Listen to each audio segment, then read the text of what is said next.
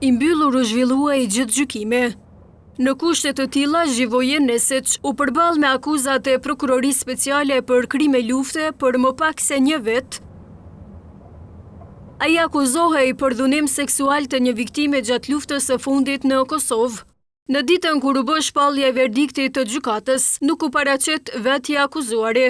E atë gjykata e shpalli fajtor për krime lufte, duke dënuar me dënimin maksimal që mundëson ligji i ish Jugosllavisë. Të pandehurit i shqiptar. O krivë në Kosovë.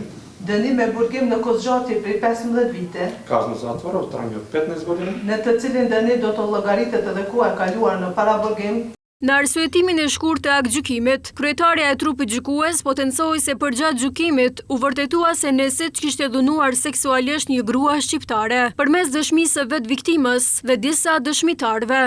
Dëshmi të dëmtuarës të dhëna në cilësi të dëshmitarës, gjejmë mbështetje në dëshminë e dëshmitarëve okular të ndëgjuar në këtë çështje penale. Me inicialet se iniciale më AA, HA, HH, ku nga këto dëshmi gjykata ka vërtetuar se i panderi Zhivoje Nesić përdorimin e dhunës fizike, psiqike dhe veprimet njerëzore ka kryer dhunimin seksual ndaj femrës së nacionalitetit shqiptar. Por Prokurorinë Speciale ky rast u vlerësua si sukses. Prokuria Speciale, si që gjeni, gjitha gjykimet të cilat u mbajt kjo seancë ka qenë me dyert të mbyllura për shkak të ndihmërisë së rastit, duke ruajtur kredibilitetin e viktimave dhe për çdo person që ka njohuri ju bëjmë thirrje ne si prokuri si dëshmitar apo si viktime krimeve të luftës të paraqiten qoftë në polici, qoftë në prokuri,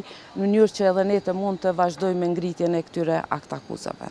Vendimi i shkallës së parë u mirëprit nga Qendra Kosovare për rehabilitimin e të mbijetuarve të torturës.